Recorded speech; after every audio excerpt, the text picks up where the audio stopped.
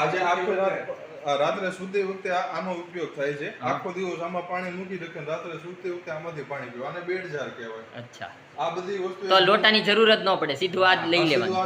આ એક જૂના જમાનાની જ આઈટમ છે. આમાં છે ને આટા કે એવું કઈ ના હોય, સીધું ઢાંકણ જ આવે. અચ્છા, ઢાંકણું જ. હા, આટા નહીં. આટા નહીં. એટલે માટલાની જેમ આનો યુઝ થાય છે, સીધું પાણી ભરીને પીવાનું. એટલે સૌથી વધુ લોકો આ કોઠી લેવા માટે આવતા હોય. સૌથી વધારે આ બધી કોઠી લેવા માટે આવે છે. એમ. હા. અને હમણાંના જમાનામાં વધ્યું. હમણાંના જમાનામાં વધ્યું. કાસુ તો બહુ વધ્યું અને કોઠીનું પણ બહુ વધ્યું છે. અચ્છા, કાસુ અને એની આ કોઠી. આ કોઠી, આ તાંબાની કોઠી છે અને કાસાના ડિનર સેટ છે. અત્યારના યુગ પ્રમાણે એક ટ્રેન્ડ પણ બની ગયું છે અને ટ્રેન્ડનો ફાયદો પણ લોકોને મળે છે. એટલે બે બાજુ ફાયદો થાય છે, બે કામ થાય છે. હા, એક આરે બે કામ થાય છે. પછી આ બધું આ એક છે ખરેખર જૂનવાણી આઈટમ જ છે બધું, પણ હવે છે ને આ બધી વસ્તુ કંઈક ને કંઈક બધી બેક થાય છે. એમ પેલા કોઈને ખબર નહોતી કે શું ફાયદો થતો હતો, અત્યારે બધાને ખબર પડવા માંડી છે. હવે લગ્નના કામમાં જ બધા ઉપયોગમાં આવે છે તાંબાના ત્રાસ. હા. પ્રખ્યાત કંસારા બજાર છે. તમે સાંભળ્યું હશે કે ગુજરાતમાંથી લોકો તાંબા પિત્તળના વાસણો માટે ખાસ અહીંયા સિહોર આવે છે. કંસારા બજારમાંથી આ રાધે મેટલ્સ છે. અહીંયા રાધે મેટલ્સમાં જુઓ કઈ રીતના બધા વાસણો, તો અહીંયા કઈ રીતનું જે વેપાર વાણિજ્ય ચાલી રહ્યું છે.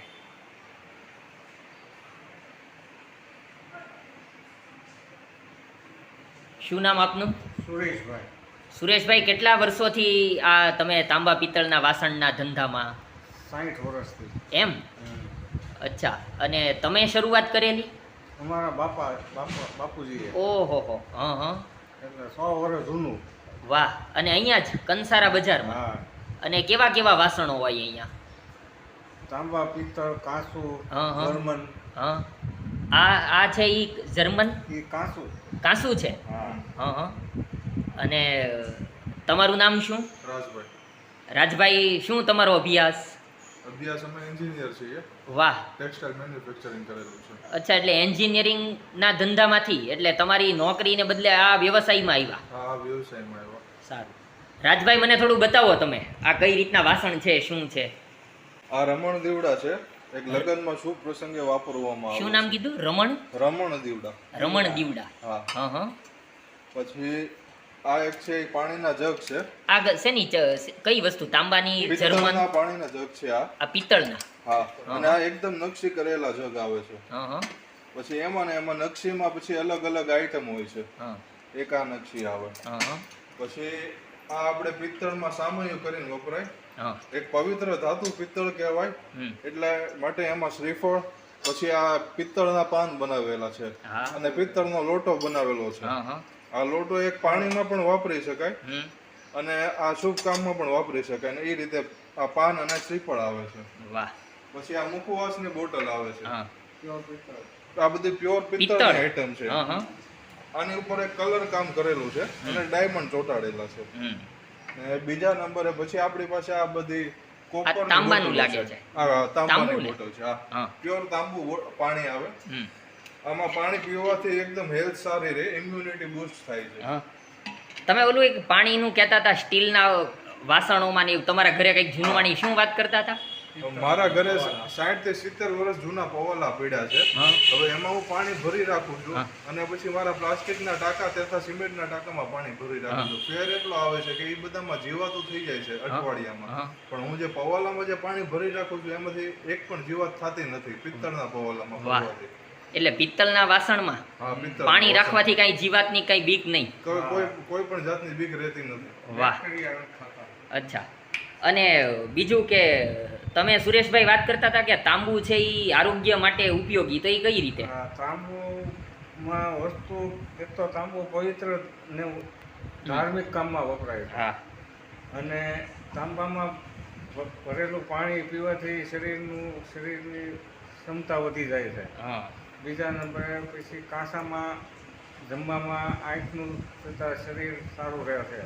કાંસાની થાળી હોય હા અને સ્ટીલની થાળી હોય તો આ કાંસું નામ થોડુંક મોંઘું પડતું હશે ને? હા મોંઘો પડે. એ કેવો ભાવમાં કેટલો, દાખલા તરીકે આપણે કાંસાની થાળી હોય કે સ્ટીલની હોય કે તાંબાની હોય, કેટલો ફેર હોય? 2000 રૂપિયાનો ફેર હોય. એમ? હા એટલે કાંસાની થાળી હોય તો 2000 રૂપિયાની, 2000 સ્ટીલની 100 રૂપિયાની મળે. હા સ્ટીલની 200 ની મળે તો આ 2200 ની મળે. એમ? તો એ આટલું બધું મોંઘું પડે હા તો પછી કોઈ લોકો નો જ લે ને? લેવાથી એને કઈ ફાયદો થાય પછી ક્યારેક ભવિષ્યમાં? લેવાથી ફાયદો થાય છે. કઈ રીતે? એમાં શરીર માટે આંખ માટે બધી રીતે યોગ્ય ગણાય છે. આરોગ્યનો ફાયદો થાય. હા આરોગ્યનો મોટો ફાયદો એ. બીજા નંબરે ફરી જેટલા સમય વાપરો પછી એમની એ વસ્તુ તમે ભંગારમાં નાખો તો તમને એટલા ને એટલા જ પૈસા પાછા મળે. એમ? અને જે વાપરો એ નફો અને મૂડી તમારી બચત ખાતે એટલે 2000 રૂપિયાની મેં થાળી અત્યારે લીધી કાંસાની, હા એ હું 4 વર્ષ રહીને પાછો વેચવા માટે જાઉં હા તો એ મને 2000 રૂપિયા મળી જાય? 2000 મળી જાય. એમ? અને ભાવ વધી ગયા હોય તો એનાથી વધારે મળે? આ ભાવ વધી ગયા હોય તો એ પ્રમાણે 2000 થઈ જાય.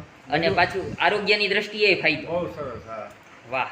તો એવું જ આ જેમ કાંસાની વાત કરી એવું જ તાંબાનું, પિત્તળનું, હા જર્મનનું. પિત્તળમાં રસોઈ કરવાથી બહુ ઉપયોગી છે.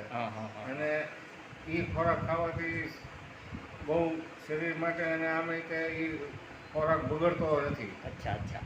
અને તમે 60 વર્ષથી અહીંયા જ તમારો વ્યવસાય? વાહ, આ તો બધી અજબ ગજબ વસ્તુઓ છે.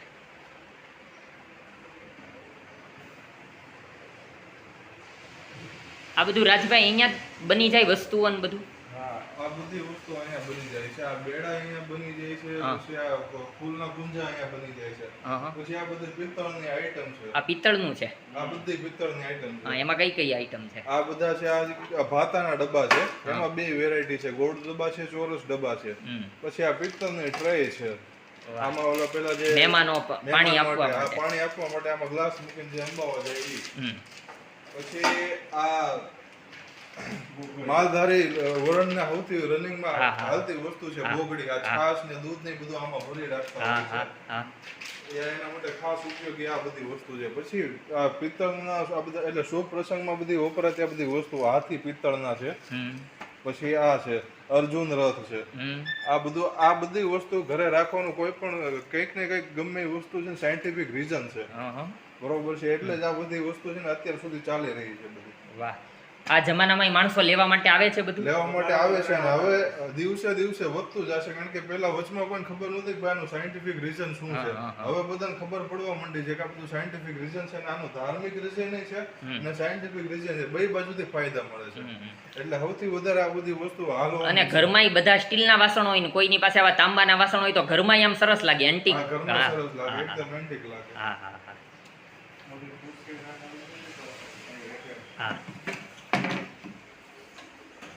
આમાં જર્મનની વસ્તુ કઈ રાજભાઈ? જર્મનની મને બતાવો તો. અચ્છા, અહીંયા સફેદ દેખાતી વસ્તુ જર્મનની વસ્તુ છે. હા હા, આમ ચાંદી જેવું લાગે. ચાંદી જેવું લાગે. આ જર્મન એમ ને? આ જર્મન. હા. પછી આ તાંબુ. આ તાંબુ. હા, લાલ દેખાય એ તાંબુ. હા. અને એ પીળું દેખાય એ પિત્તળ. બરાબર.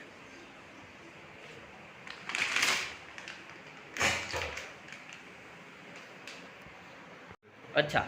વધારે સહેજ વેગ પકડવા માંડ્યો. અને સિહોરમાં લગભગ કેટલાક લોકો જોડાયેલા હશે આ કંસારી કામ માટે? આ કંસારા કામમાં લગભગ અંદાજે 2000 જેવું તો આરામથી જોડાયેલા. 1.5 થી 2000 લોકો.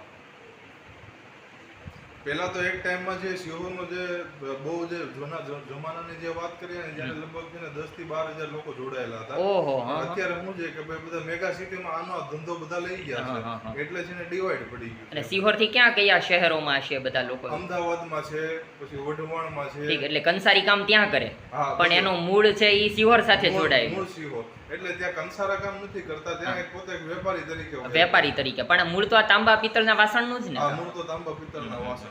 આ એક અમારો લોહીનો ધંધો છે. આની ઉપરથી અમારી કાસ ઓળખાય છે. કાંસા બનાવવા વાળા એટલે કંસારા. બરાબર. એટલે કંસારી જ્ઞાતિ. કંસારા જ્ઞાતિ.